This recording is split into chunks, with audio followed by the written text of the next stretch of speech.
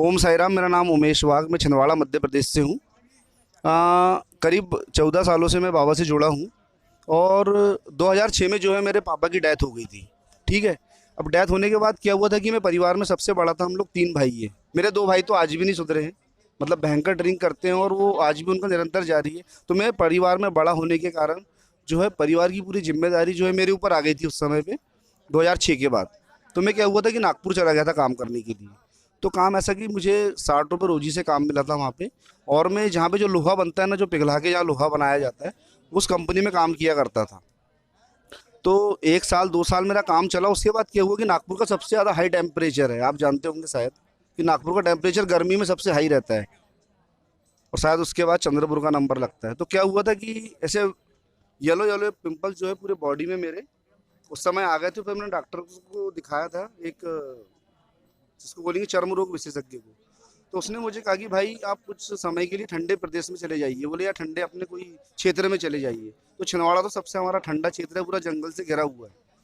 उसके बाद फिर मैं अपने घर आ गया वापस।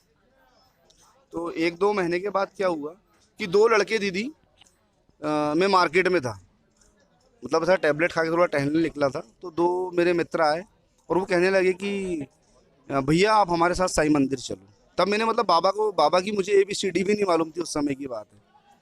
तो खैर उस वीक तो मैं नहीं गया। उसके बाद नेक्स्ट वीक जबरदस्ती वो लोग मेरे को बैठा के लेके चले गए थे गाड़ी पे। और क्या हुआ फिर बाबा की कृपा से 2-3 हफ्ते में गया और मेरा पूरा जो जो परेशानी थी, तो मैंने बाबा को बोला भी नहीं था, पर बाबा ने पता नहीं कैसे कनेक्ट करना था, तो मेरी पूरी परेशानी जो है पूरी बाबा ने सॉल्व कर दी। उसके बाद क्या हुआ कि जो 3 फ्रेंड थे, तो एक मेरे फ्रेंड को एक सपना आया। ये द्वारका माई के सामने मैं आपको पूरी हकीकत बता रहा हूँ, इसमें कुछ भी मतलब तथ्य में झूठा या गलत नहीं बता रहा हूँ आपको। बिल्कुल। तो सपना आया। तो उसको बाबा ने ये आदेश किया कि आप तीनों शिरडी आओ। मेरे जो 2 मित्र थे और मुझे। हाँ। तो उसके बाद क्या हुआ कि उस समय हमारे पास पैसे नहीं थे, बेरोजगार तो थे, 18-19 साल की उम्र में। तो मैंने बोला यार अपन चले तो जाएंगे, लेकिन पैसे का इंतजाम कैसा होगा शिरडी जाने के लिए। तो मेरे एक मित्र की बुआ है, वो भी साईं भक्त हैं। तो उनसे कांटेक्ट हुआ हमारा। तो वो बोले कि आप लोग नागपुर आ जाओ, पैसे की चिंता मत करो, मैं आप लोगों को लेके जाऊंगी। ये बाबा की कृपा से हम लोग यहाँ पहली बार शिरडी में आए। शिरडी में आने के बाद क्या हुआ, द्वारका माई में इंटर किया हम लोगों ने। पहले आप सिर्फ बाबा के भक्त नहीं थे? नहीं नहीं नहीं, पहले भी बाबा बाबा से के क्या भक्त छुपाना, नहीं नहीं बिल्कुल नहीं। ऐसा ही होता है। जी जी। तो द्वारका माई में आके बैठे हम। करीब 12 बज गया था, मध्याह्न आरती का समय था उस समय। तो भूख लग गई थी मुझे। भूख लग गई तो मैंने बोला यार अपन ने एक तो पैसे भी लेके नहीं आए, और कैसे बुआ जी को बोल दे कि हमको भूख लगी है, आप पहले खाना खिला दो। उस समय मेरी मतलब बहुत उम्र कम थी, आज से 14 साल 15 साल पहले की घटना है वो। आप अभी आपकी कितनी उम्र है? मेरी करीब 40 साल की तो उस उम्र समय वही 24-26 साल के हाँ हाँ हाँ। होंगे। मतलब ट्वेंटी बेरोजगार भी थे स्कूल छोड़ने के बाद, और कोई मेन काम उम्र का नहीं है, मेन बेरोजगारी थी आपकी। हाँ बेरोजगारी, जी जी जी जी सही। आजकल तो 17-18 साल की उम्र में ही लोग कमाने लगते जी हैं। जी। तो क्या वो भूख लगी थी, तो पता नहीं फिर शायद बाबा बाबा ने सुन लिया मेरे दिल की बात। और उतने में गुरुजी ने फिर निवेद की थाली लेके आए थे बाहर। अच्छा, हाँ। मतलब मेरा बाबा सोचना का हुआ भूख का, और बाबा का कैच करना हुआ। उनने लेके आया और उसके 4 कोर बनाए, बड़ी ज्वार की जो रोटी रहती है बड़ी रहती है, और 4 पीस करके हम चारों को उन्होंने दे दिया एक एक। और उसके बाद फिर ऐसा लगा नहीं कि अब मुझे भोजन की आवश्यकता है, बाबा ने एक ही निवाले में मतलब अपने। पेट भर दिया। जी जी जी जी पेट भर दिया। उसके बाद पहले ना दीदी, द्वारका माई में सिक्का चिपकाने दिया जाता था, ध्यान होगा आपको, है अभी ना, भी सिक्का याद है। चिपकाते थे।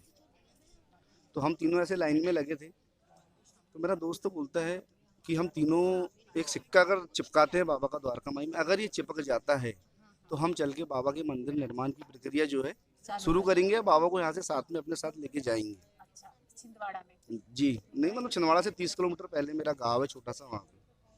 उसके बाद हम लोग गए, फिर मस्जिद माई की तरफ आगे बढ़े, और वहाँ दीदी वो सिक्का जो है चिपक गया। चिपक गया। तो वहाँ से मतलब बाबा ने जो है एक शक्ति दे दी फिर। और उसके बाद जाने के बाद हम लोगों ने बाबा का जो है छोटी सी एक मीटिंग बुलाई गांव में, छोटा सा गाँव है, ज़्यादा बड़ा नहीं है, जैसे खास खास। उसके बाद मैं 6 बजे घर आ जाता हूँ। घर आने के बाद बाबा की धूप आरती, फटाफट मैं अपना जो भी है फ्रेश होता हूँ और बाबा की धूप आरती के लिए हाजिर हो जाता हूँ। और किसी दिन लेट हुआ तो जिस बच्चे का भी केक काटे ना, वो लोग चले जाते हैं और आरती कर लेते हैं। तो अभी क्या हुआ, मैं अभी आने से 4-5 दिन पहले तहसील में 7 बजे आया, और वो जो लड़के जो आरती के लिए जाते थे वो भी किसी कारणवश मंदिर में नहीं पहुंच पाए, और मैं मस्त अपना टीवी के चैनल बदल रहा हूँ। मैं क्योंकि निश्चिंत था कि बाबा की धूप आरती बच्चों ने कर ली होगी। मैं टीवी देखते देखते क्या हुआ कि मेरे दरवाजे पे मुझे कुछ ऐसी आहट हुई। मैंने मिसेस को बोला, यार पूजा देखना कोई झांक रहा है क्या? उसके बाद फिर थोड़ी देर बाद फिर वही कि कोई झांक रहा है क्या। फिर मैंने दिमाग लगाया, मैंने बोला पूजा मैं 2 मिनट में मंदिर से गया और आया, क्योंकि मुझे कहीं ना कहीं एहसास हो गया कि आरती बाबा की नहीं हुई है। और मैं जब मंदिर गया दीदी, तो अब क्या बताऊं, मैं बाबा के सामने बोल रहा हूँ, बिल्कुल आरती नहीं हुई थी और दोनों बच्चे उस समय मंदिर नहीं गए थे। मतलब बाबा अभी देखो, तो वो बाबा आपको दर्शन बिल्कुल दे रहे बाबा थे। ने, मतलब बाबा एहसास भी करा देते कि आप आपसे कहाँ चूक हो रही है।